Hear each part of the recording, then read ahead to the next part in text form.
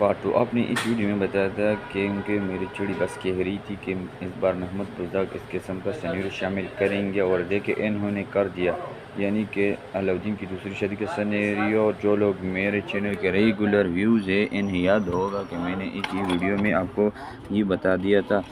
Trailer release ہوا تھا تبھی میں نے سینیریو کے بارے میں پروڈکشن کر دی تھی۔ تو اس تیسرے ٹریلر میں بھی ترک سردار شہنشاہ بیگم سے کہتی ہے گونجا کی اولاد نہیں رہی ہے اور علاؤدین اس کی محبت میں دوسری شادی نہیں کر رہا۔ دوسری طرف گونجا نریپورہ خاتون سے کہتی ہے کہ میں بانجھ ہوں، اولاد پیدا کرنے کی قابل نہیں ہوں، اس لیے تم میرے ساتھ ایسا سلوک کرتی ہو۔ گونجا یا خود کو بانجھ کہتی ہے، لیکن ہمارے یاد میں گونج کے پہلے سیزن میں بیٹی پیدا ہوئی تھی۔ تو اب دوسری سچویشن،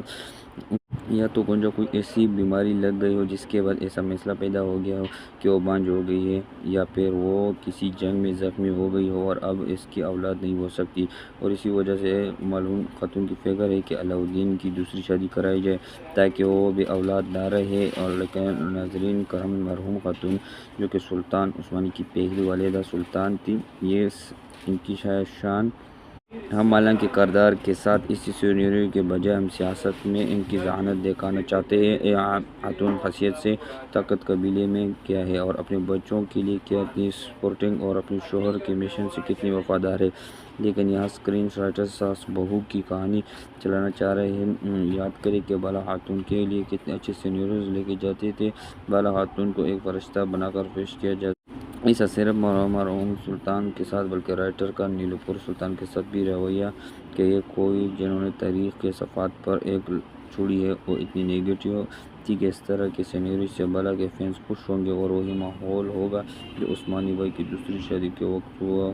شادی پر کسی دکھائی گئی تھی اور اس کے بعد ملنگ خاتون پر عورتوں نے نیگیٹو کمنٹس بار کر دی تھی، تو اب علاؤدین کی بھی دوسری شادی کرائی جائے گی۔ بارہ ٹریلر کی ریویو کی طرف چلتے ہیں، جس کے بعد